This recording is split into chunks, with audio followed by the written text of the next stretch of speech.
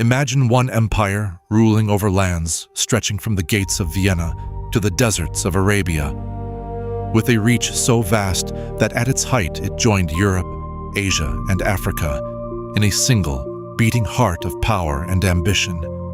That's the Ottoman Empire, a dynasty that lasted over 600 years, outliving some kingdoms, watching others fall, and transforming everything it touched. But what exactly made this empire rise to such dizzying heights, and, eventually, come undone? To explore that, let's use words passed down through the ages. History's own poems, philosophies, songs, and stories reflecting on the ambition, the struggle, the art, the faith, and even the mistakes of a unique civilization. Let's step back to the year 1299. Anatolia is a checkerboard of warring tribes and crumbling remnants of old empires. And there stands Osman, a tribal leader, starting what would become a colossal dynasty. His ambitions were simple, yet profound: to unite and to survive. Much later, the great traveler Evliya Çelebi would remember this founding drive with a simple saying. Evliya Çelebi said, "May my kingdom last as the sky endures." The prophecy of endurance became a self-fulfilling force, a myth that shaped the empire's identity from the very start. For the first centuries, expansion wasn't just about land or plunder, but about weaving a new civilization from the peoples and traditions it encountered. Cities like Bursa and later, Edirne became vibrant centers of life and trade. Carpets, textiles, spices, and ideas crisscrossed their bazaars. The Ottomans borrowed from the Byzantines and Persians, blending art and administration into something distinctly their own. Then, in the spring of 1453, the world changed forever with the fall of Constantinople. Legend tells that as the city's walls finally crumbled, the last Byzantine emperor vanished into the swirling chaos, sword in hand, refusing to surrender. "One who endures in hope will find morning after night," runs an ancient Turkish proverb. Mehmed II, known ever after as the Conqueror, didn't just claim a city. He inherited centuries of culture and conflict. He transformed Constantinople into Istanbul, a center of power and splendor, inviting artists, scholars, Christians, Muslims, and Jews. The Hagia Sophia echoed with new prayers as past and present merged under a single dome. Yet, with conquest came the need to manage differences. The Ottomans organized society into millets, autonomous communities allowed to keep their faiths and customs as long as they paid taxes and respected the Sultan's rule. In the words of a 16th century Ottoman decree, 16th century Ottoman scribe said, "Let each man worship as his conscience guides him, so long as peace endures." That remarkable religious tolerance didn't mean equality as we define it today. But for its age, the Millets made the Ottoman Empire a patchwork of coexistence, sometimes uneasy, often surprisingly durable. Think about how different empires have struggled to rule diverse peoples. The Ottoman model wasn't perfect, but it showed that flexibility, within a strong hand, could be a force for stability and even prosperity. But empires are never static. Under Suleiman the Magnificent, sometimes called the Lawgiver, the Ottomans reached their peak. His laws sought to balance tradition with unity, and his armies marched so far west that even European princes trembled at the sound of marching janissaries. "Injustice is the order of the world," reads an inscription on the walls of Suleiman's Mosque. So much of Ottoman greatness was about rules. Tax codes carved in marble, contracts drafted in calligraphy, architecture imposing and serene. Yet behind all this order lurked tension, the tension of holding so many lands together, of ruling over Christians and Muslims, peasants and viziers. Ottoman poetry often looked inward beneath the glory and power. Here's a line from a court poet, Ottoman court poet said, "A throne of gold weighs heavier than 1,000 hearts." This captures a recurring Ottoman truth. Power comes with a price. Under the grandeur of palaces like Topkapi, there were plots and struggles. Sultans rose and fell as quickly as fortunes.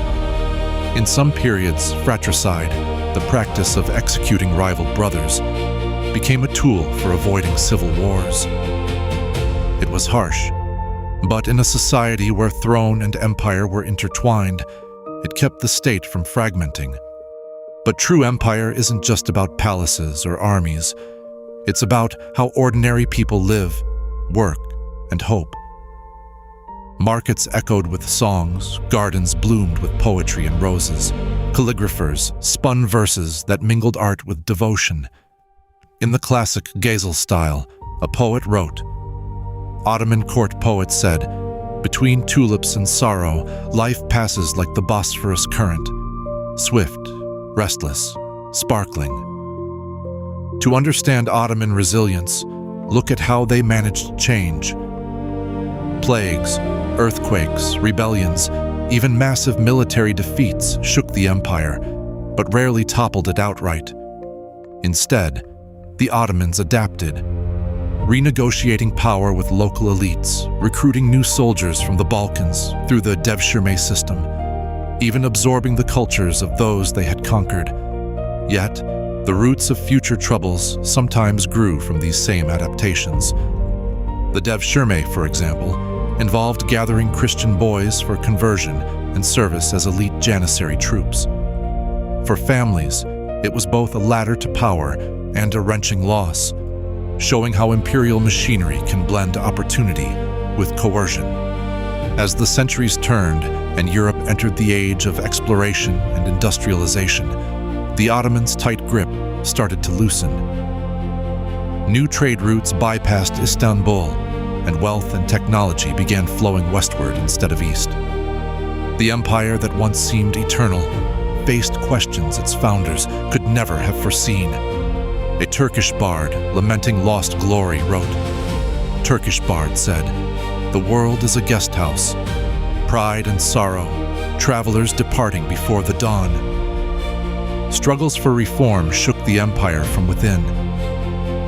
During the 19th century, sultans and intellectuals debated how to modernize, adopting European-style institutions, railroads, even clothing. Some welcomed change. Others feared it would erode the Ottoman heart, a fear expressed in a famous line from a 19th century reformer. Ottoman reformers said, "We must be both east and west, or we shall be swept away by both." Turbulence followed. Uprisings flared in the Balkans, new ideologies took root, and the so-called sick man of Europe struggled to keep pace with the world.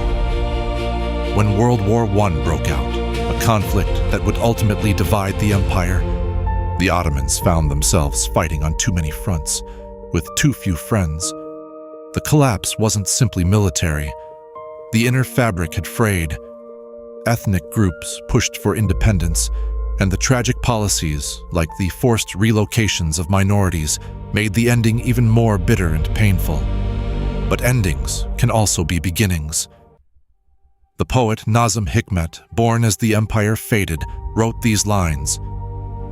Nazım Hikmet said, "To live like a tree, alone and free, and like a forest in brotherhood, this is our longing." After the war, a new generation led by Mustafa Kemal Atatürk forged the Turkish Republic on the Anatolian heartland. The old sultans faded into history, and the empire's legacy became memory, poetry, ruins, and a transformed modern identity. So, what does the story of the Ottoman Empire really tell us? That empire, even in the hands of visionaries and poets, is never simple. That power demands adaptation, and that those who cannot change become relics rather than rulers. If you look at Istanbul today, you see layers of this legacy everywhere. A mosque built on a church, a palace rising over a Roman aqueduct, a tram line crossing a street that once echoed with the footsteps of Janissaries. The city is a living reflection of worlds that have vanished, teaching us through its sheer presence how history always outlives those who try to control it. Let's recap, drawing together the passages and the reflections they sparked. First, the Ottomans start small, born on a wild frontier, bound together by the myth of endurance. Ambition moves mountains and sometimes entire empires. Second, their greatest triumph, the capture of Constantinople, was less about destruction than about transformation, a city becoming a bridge, not a barrier. Third, their system of millet rule shows that even in the heart of empire, flexibility can buy stability and even moments of unlikely peace. Fourth, Ottoman law and order supplied a backbone, but power always comes with a price. The poets whisper that the weight of a crown is heavier than it looks. Fifth, in the daily life of marketplaces, gardens, and mosques, you see how empire is lived, by ordinary people drawing hope, beauty, and meaning from their world as it shifts beneath their feet. Sixth, the machinery that held the empire together, the Devshirme, the Janissaries, the balance of old and new, produced winners and losers, sacrifices and rising stars. Seventh, decline didn't come from a single cause. It was the friction of old institutions against a changing world, missteps in reform, and above all, the challenges of holding so many lives and lands in balance. Eighth, the fall of the Ottomans didn't erase their influence. Instead, the legacy lingers in architecture, language, society, and in a modern Turkey wrestling with its own place between East and West. History often asks us, was empire worth the cost? The Ottoman story doesn't offer easy answers, but it leaves us with images and voices. A throne heavier than 1,000 hearts, a city of domes beneath a sky that endures, and a world that is both guesthouse and home. In a way, every empire dreams of eternity. Every empire meets its dawn. The histories we carry forward offer not just lessons, but invitations to see the world's stories in the stones, the songs, and the hopes that time refuses to let die.